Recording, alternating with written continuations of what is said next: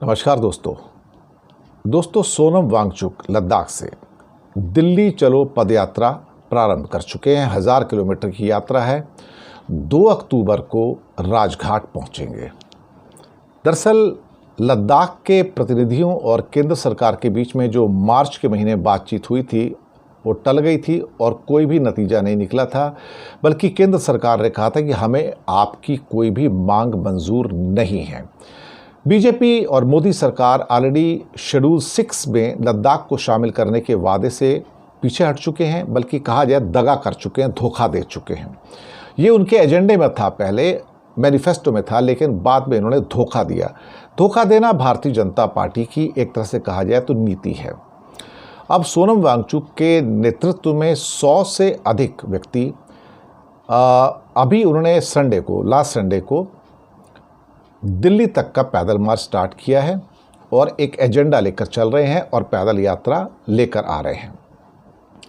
दिल्ली चलो पद यात्रा, अब ये इसका जो आयोजन है लेह की एपेक्स बॉडी जो है वो कर रही है, जो कारगिल के डेमोक्रेटिक अलायंस केडीए के साथ मिलकर पिछले 4 सालों से राज्य का दर्जा संविधान की 6 शेड्यूल के अंदर शामिल किया जाना, लद्दाख के लिए पब्लिक सर्विस कमीशन के साथ भर्ती शुरू करना और ख़ास तौर से कारगिल जिलों के लिए अलग लोकसभा सीट के समर्थन में ये आंदोलन चल रहा है कि लद्दाख की सीट में लेह की सीट अलग और कारगिल की सीट अलग होनी चाहिए।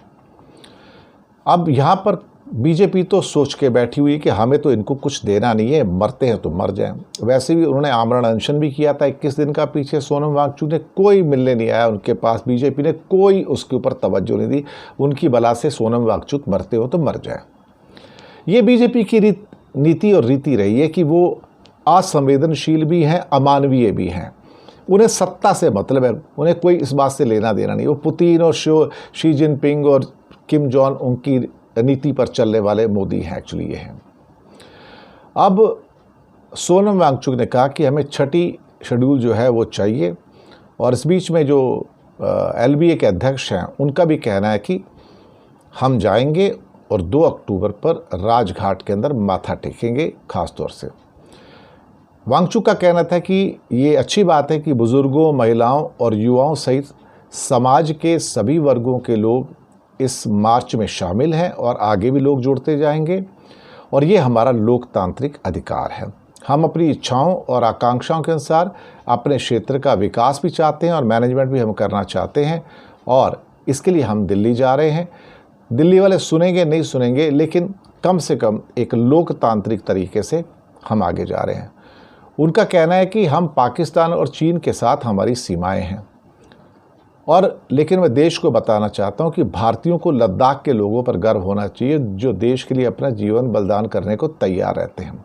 उनका विश्वास है कि हिमाचल के रास्ते दिल्ली तक जाने वाले मार्ग में और अधिक उनके साथ लोग शामिल होंगे, और सुनने में आया कि स्विट्ज़रलैंड में रहने वाले एक 90 वर्षीय लद्दाख के नागरिक भी दिल्ली में उनके साथ शामिल होना चाहते हैं। अब यहाँ पर क्या कहते हैं कि सकारात्मक प्रतिक्रियाएं मिल रही हैं, और 1000 किलोमीटर की दूरी तय करनी है।